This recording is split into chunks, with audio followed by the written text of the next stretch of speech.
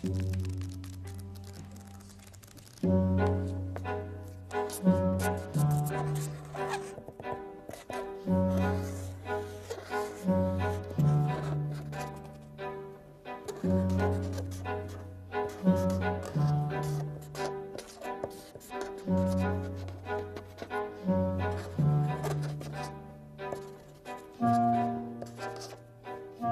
discovered Noam Chomsky by picking up a couple of DVDs at a video store in New York a few years ago.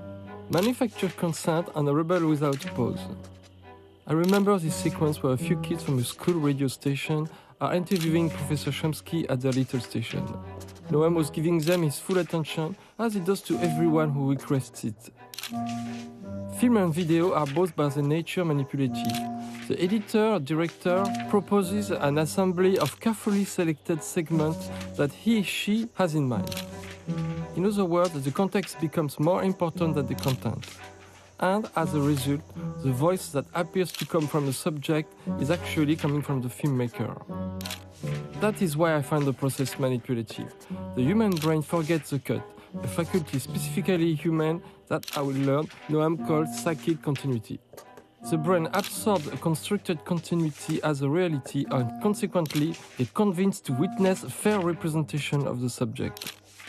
On the other hand, animation that I decided to use for this film is clearly the interpretation of its author. If messages or even propaganda can be delivered, the audience is constantly reminded that they are not watching reality. So it's up to them to decide if they are convinced or not.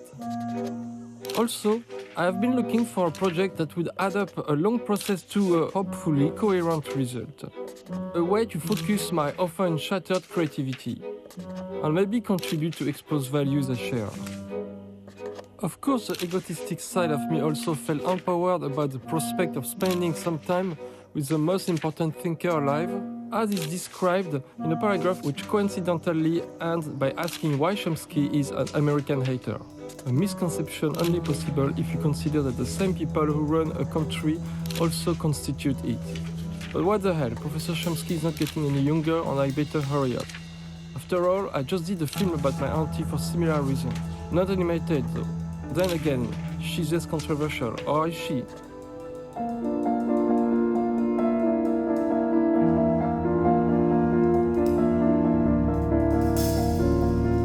We're gonna have a conversation, and sometimes it's gonna run and sometimes not, so hopefully it's not gonna be too distracting. It doesn't bother. Okay, because it's a bit noisy, it's like that.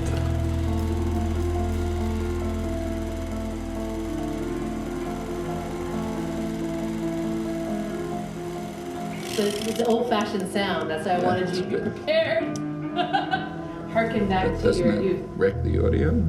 A little bit, but we will hear the camera, but as long as we understand the word, I don't mind. Yeah. So I prepared my question a little bit, but sorry, I'm a little bit nervous. You are nervous? Yes. After all your experience in the public eye? No, not. It depends on the person I'm meeting more than me. So I wanted to start with asking you if you could recall the very first memory of your life. First memory of my life? Yeah. Yeah, I suppose. There are memories that I can date because I know where they were. You know. So I can date memories from about a year and a half when I was sitting on I know where it was, so it had to be a year and a half, where I was sitting on a counter and my aunt, my parents had jobs, which was unusual. This is the 1930s. So there was a stream of aunts and cousins and others who came through. And there were several aunts who spent time with us. One of them was trying to get me to eat oatmeal, which I didn't want to eat. So I just put it in my cheek and refused to swallow it. And she was trying to figure out how to get me to swallow that oatmeal, but I must have sat there for a long time. I was a stubborn kid. I was not going to eat the oatmeal. I remember that very well, and that had to be at about 16 months or 17 months. And I remember other things from that time. I was in a nursery school. I remember sort of standing there looking around wondering what all these kids are up to and why and so on. Do you think it's connected with the development of a language, the formation of memories? Does it correspond to where the brain starts to grasp? A lot is being learned about language acquisition. The more intensively the topic is studied, the more sophisticated the research techniques, the more we learn that children know quite a lot of language, much more than you would expect, before they can exhibit any of that knowledge. The direct evidence about this, and there's also indirect evidence. So just to mention some of the indirect evidence, there is a technique of teaching language to the deaf-blind.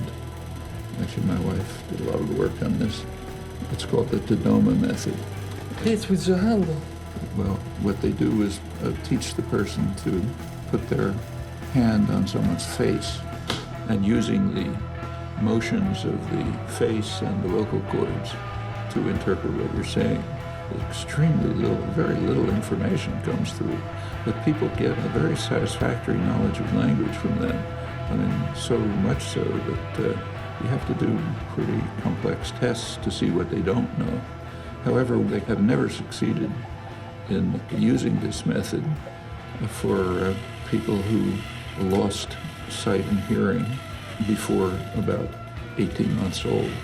What seems to be the case is that during the early exposure, where the child is not manifesting very much knowledge, maybe producing a word or two-word sentences, they're acquiring the basic character of the language, quite a lot of knowledge, which they can then build on when it's unconscious, of course, but they can build on it when they get this later instruction, which has very little evidence. And they can, in fact, live in a society where people are talking and they can understand what they're saying if they can put their hand on their face. In fact, I should say that, one of the most striking things about language, which has really not been studied, just consider an infant, a one-day-old infant. The infant, there's all kind of things going on in the world. How does the infant figure out what part of what's going on in the world has to do with language? It's an incredible feat. No other organism could do it. I know. You know what? When I would grow up, we used to believe in reincarnation. It's a fairy tale, but I think it makes me look to a new being as a fully completed person. That's Plato. That's Plato's theory of remembrance. He was puzzled by the question of how you know so much. He said, well, you must remember from an earlier life. You're as smart as Plato.